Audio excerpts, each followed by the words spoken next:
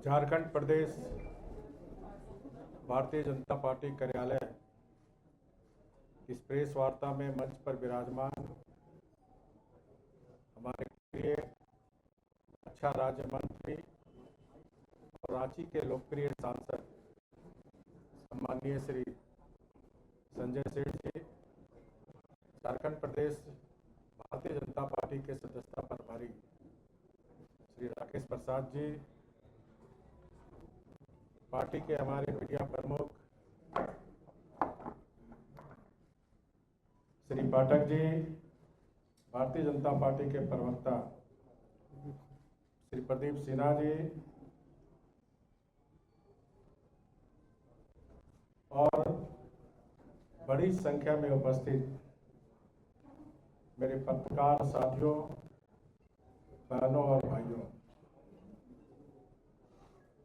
मैं सर्वप्रथम आप सबको 2025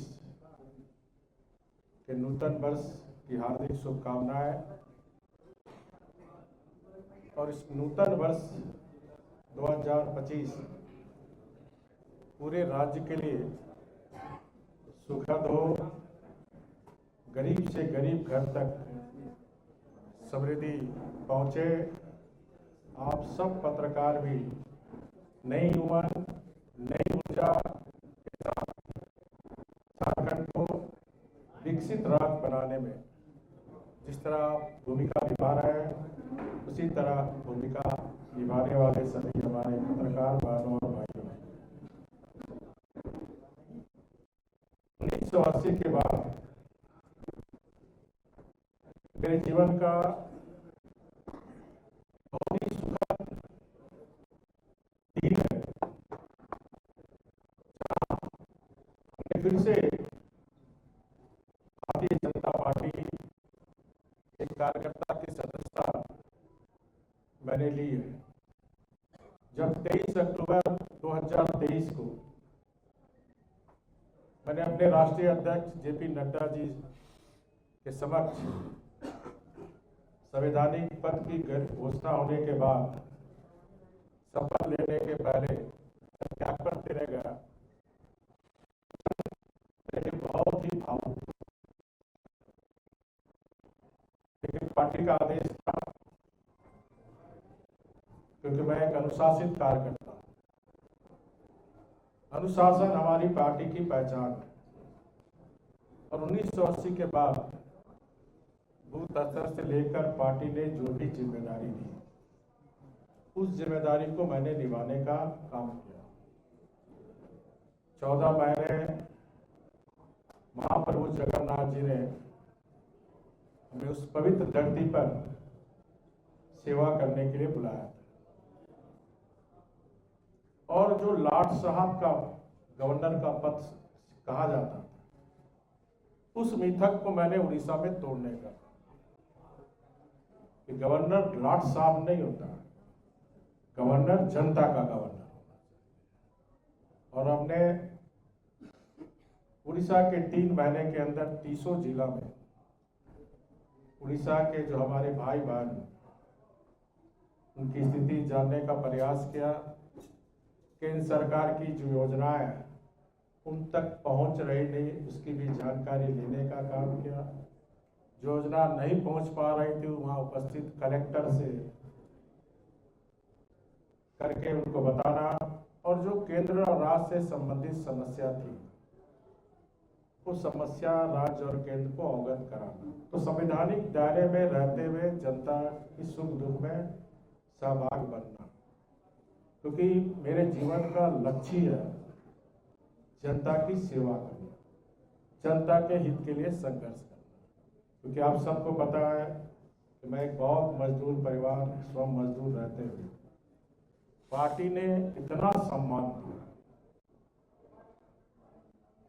मंत्री, विधायक, मुख्यमंत्री, 4 ही पद महत्वपूर्ण होता है देश में। एक महामहिम राष्ट्रपति पद, दूसरा देश का प्रधानमंत्री, राज्य में मुख्यमंत्री, राज्य में राज्यपाल और फिर मुख्यमंत्री। तो मेरे जैसा छोटा कार्यकर्ता को पार्टी ने इतनी बड़ी सम्मान दिया और वैसे पार्टी का भी मैं सदस्य बनकर अपने आप को गौरवित महसूस कर रहा हूँ। और भारतीय जनता पार्टी ने फिर से एक बार सिद्ध किया पूरे देश में कि भारतीय जनता पार्टी एक ऐसी पार्टी है जहाँ एक सामान्य कार्यकर्ता भी पार्टी की निष्ठा से, पार्टी की विचारधारा के प्रति प्रतिबद्ध होकर काम करे तो उस व्यक्ति शिखर तक भी जा सकता है। ये सिद्ध अपने आदरणीय प्रधानमंत्री जी की भी देख सकते हैं, कोई भी एक गरीब परिवार में जन्मे और आज दुनिया के सबसे बड़े लोकतांत्रिक देश का तीसरी बार भारतीय जनता पार्टी और एनडीए सरकार का नेतृत्व कर रहे हैं। तो आज मैं काफी खुश हूँ क्योंकि मैं मूलतः संगठन का ही कार्य करता रहा और संगठन के कार्य करने में मुझे बहुत मजा आता है। पार्टी ने जिम्मेदारी जो भी दी उसको मैंने बखूबी निभाने का काम किया।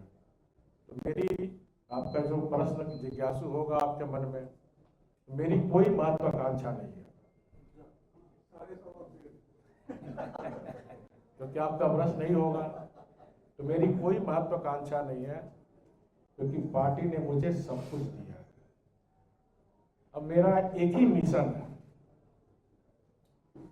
वो मिशन है कि झारखंड की अस्मिता, झारखंड की संस्कृति, झारखंड की परंपरा पर चारों तरफ से हमला होगा। राष्ट्र विरोधी शक्ति, मतांतर करने वाली शक्ति आज हमारी अस्मिता, हमारी संस्कृति, हमारी रीति रिवाज, परंपरा के साथ नष्ट करने का, ये जो भोले वाले लोग हमारे झारखंड के, क्योंकि लोकतंत्र का काम सिर्फ सरकार बनने वाली शक्ति आज हमारी अस्मिता, हमारी संस्कृति, हमारी रीति रिवाज, परंपरा के साथ नष्ट करने का, ये जो भोले वाले लोग हमारे झारखंड के, क्योंकि लोकतंत्र का काम सिर्फ सरकार बनाना नहीं, मतदान देके अपनी कर्तव्य निभाने करना। लोकतंत्र का दूसरा मंत्र है जागरण। तो एक कार्यकर्ता की भूमिका अदा करते हुए लोगों को जगाना कि हमारी झारखंड की अस्मिता, संस्कृति, परंपरा पर जिस तरह चारों तरफ हमला हो, चाहे घुसपैठी का मुद्दा हो, चाहे धर्मांतर का मुद्दा हो, मैं संविधान का सम्मान करता हूँ। आप जो भी धर्म मनाते हैं, हमारा संविधान ये अधिकार देता है कि कोई भी अपने धर्म को पूरी ईमानदारी तक मनाए, लेकिन लोभ, लालच, भय दिखाकर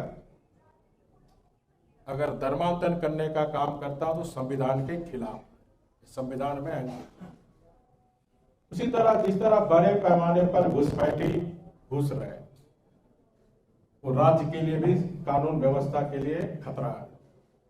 आज जब हमारी सरकार थी, आदरणीय मोदी जी के नेतृत्व में डबल इंजन की सरकार थी, तो पीएफआई को पहला देश का झारखंड राज्य था जहां हमने पीएफआई को बैन किया। आज संथाल परगना में PFI, people's front of India की फिर से गतिविधि बढ़ गई है। आज उनको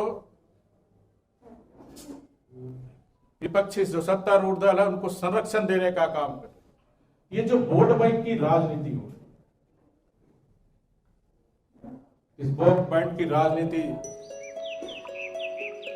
मैं चाहूंगा जो हमारे सत्तारूढ़ दल के गठबंधन के नेताओं से ये सब बंद होनी चाहिए। वैसे घुसपैठी को चिन्हित कर पर और जो लोभ लालच देकर धर्मांतरण करके हमारे भोले वाले आदिवासियों की धर्म और संस्कृति को नष्ट करने का, मांडर की संस्कृति को नष्ट करने का जो षड्यंत्र चल रहा, वैसे लोग पर कड़ी कार्रवाई सरकार करे। हम सरकार के साथ ही साथ झारखंड की जनता ने जो जनादेश दिया, हम उसका सम्मान करते हैं। झारखंड की जनता ने उसे राज करने का अधिकार दिया, राज चलाने का अधिकार दिया।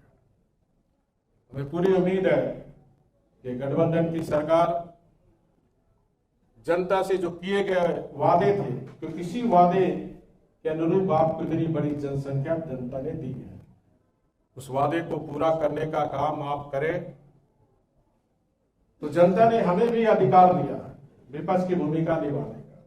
जिस तरह आपको सत्ता के लिए अधिकार जनता ने दिया है, तो जनता ने हमें भी विपक्ष की भूमिका अदा करने का अधिकार दिया है। तो अपनी विपक्ष की भूमिका